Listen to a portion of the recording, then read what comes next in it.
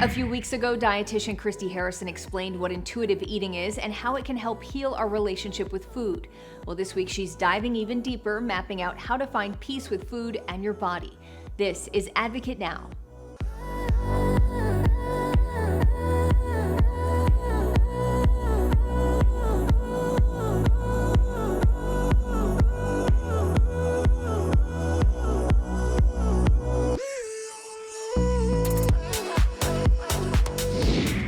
Through your work, you offer online courses and private coaching to help people make peace with food. But what does it mean to truly be at peace with food? Yeah, what it means is, not to have anything off limits, not to have any foods that you see as good or bad. And I think even, this can be radical for some people, but even with if you have like an allergy or something, right? To think of it as you might avoid a food that you're allergic to for self-care rather than because it's a bad food, so not painting it as something that's morally or universally bad, but just, that doesn't work for me. That's not a food that sits well with me.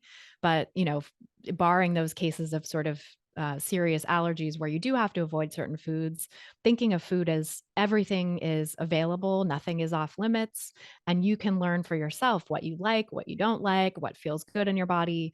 I think, learning what doesn't feel good in your body might be a bit of an advanced move with intuitive eating because I see people who are still in the diet mentality, again, coming in and being like, I want to learn how to eat what feels good. And I know certain foods don't make me feel good. So how can I avoid them without feeling restricted and deprived? And it's like, you can't really get to that place of, knowing, yeah, that's not going to work well for me. And so I just don't feel like it until you let go of all those diet rules and restrictions and sort of get through the principles of intuitive eating, so really not making anything off limits and maybe eating it, again and again and feeling like, yeah, okay, this food doesn't really sit well with me, but giving yourself a chance to discern that and to determine like what's coming from my beliefs about this food or negative associations from diets that I've been told and what is coming from actually what's happening in my body right now.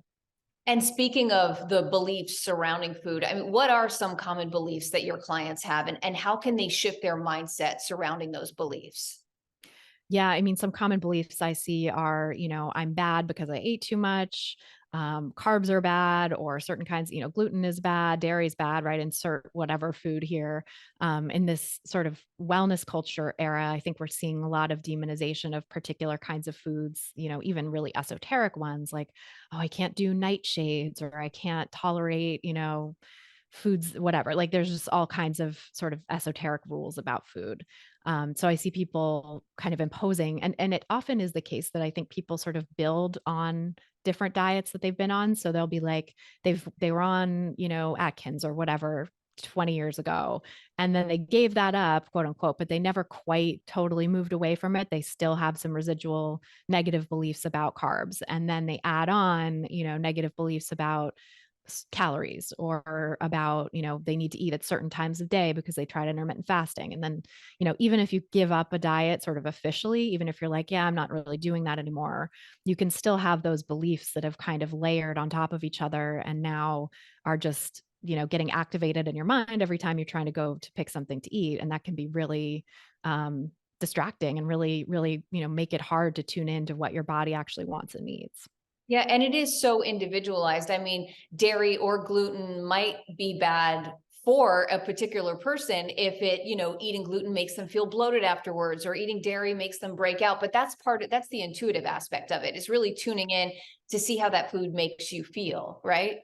Well, and I think it's interesting, especially those examples you gave about like if something makes you feel bloated or if you feel something is making you break out. Those are sort of diet culture buzzwords in a way. Like bloating, I think, is often code for I feel fat. My stomach is too big, right?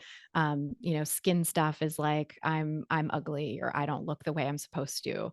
And so I think I would proceed with real caution for stuff like that and sort of determining like what have I been told about gluten? What have I been told about dairy that I'm believing that might be contributing to these feelings and sort of hyper focusing? I mean, for myself, I know I thought that gluten and dairy were a problem for me for years and have subsequently realized they're not. And the issue was really that I was already eating in a very disordered way. And I think that was contributing to some symptoms and digestive distress and stuff.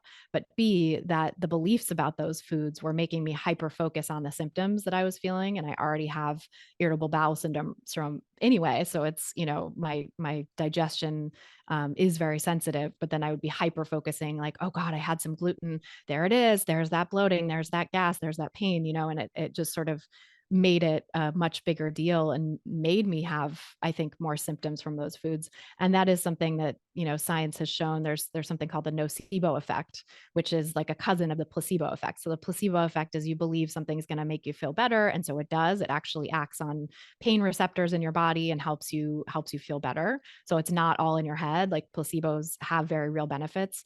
And nocebos have the opposite effect. So you believe something is going to make you feel worse. And so it does. And it actually is having these sort of negative effects on, pain systems in your body. So I think that's important to realize too. It's that, yes, we can tune into our body and sort of learn what feels right for us, but there's going to be a lot of noise in that at first. And so I think not letting the noise distract us and maybe taking time to realize like, okay, perhaps for now, I feel like this is an issue for me. But what happens as I make peace with these foods? What happens over time as I heal my relationship with food? Can I revisit these foods again and see, oh, actually these are fine for me now, and this doesn't have the same effect as it did when I was having all these negative beliefs about it or when I was in my really disordered phase with food. I think a common fear that many people might have is, well, if I eat intuitively, I'll just eat a ton of junk food because that's what I'm craving. Mm. And then I'll gain weight and then I'll be unhappy and turn, how do you respond to that? Yeah, I think that's a mistaken belief that this sort of coming from a short-term view on things. So, like over in the short term, yes, you may actually gravitate towards those foods that were off limits. That's that forbidden fruit quality, that those foods that you had previously been restricting are going to seem more appealing, and you might want them every day. You might want them every meal for a while. But if you really allow yourself to have that and do that, you'll find pretty quickly that you not just you don't get sick of them in the sense that you won't want them ever again, but you'll probably get sick of them enough that you'll want more variety. You won't want to have these foods constantly, and they'll start to lose their allure of the forbidden fruit, because once you teach yourself that these foods really are available, yes, if you finish the whole bag, you'll buy another next time you're at the store. Yes, it's not going to be off limits again tomorrow. Like truly learning to trust that and going through that experience, which can take time and practice and support for some people. I think it's a tough process, but it's kind of like a bizarro honeymoon phase in a way, where it's like you only want to eat those foods and that's what you're so drawn to in the beginning. But there's also this sort of negative belief about, oh God, that means, I'm bad and I'm eating only junk food. And see, it's sort of reinforcing those beliefs that you might have had instilled in you by diet culture. But really over time, with enough practice and support and access to food as well, I should say that this aspect of intuitive eating can sometimes feel unattainable or inaccessible for people who have food insecurity. And so that's an important thing to consider as well, that, people who are food insecure often do have challenges in their relationship with food and in making peace with food, because there's just not that consistent access to food. But for people who do have consistent access to food, giving yourself that reassurance over time that it's not going to be taken away is really the biggest key I see for getting through that phase. Well, for someone who's just now realizing that there's a better way to live and to eat without feeding into the madness of restriction, dieting, and binging, what would you say is the first step in healing the relationship with food? Yeah, I think it's what I alluded to earlier about just kind of starting to notice what goes on for you in your relationship with food. What beliefs do you hold about particular foods? What are you telling yourself about food that's residual from your dieting days?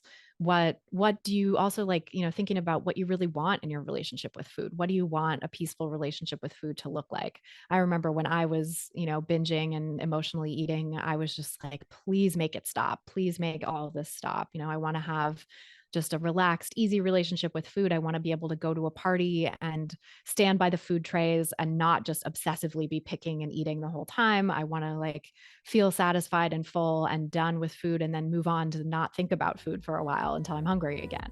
And, in my experience, that is possible. That has happened. That's been what, my relationship with food is like now. I'm Sonia Baghdadi. Thanks for watching and advocating. For more stories and content like this, visit advocate.com and advocatechannel.com.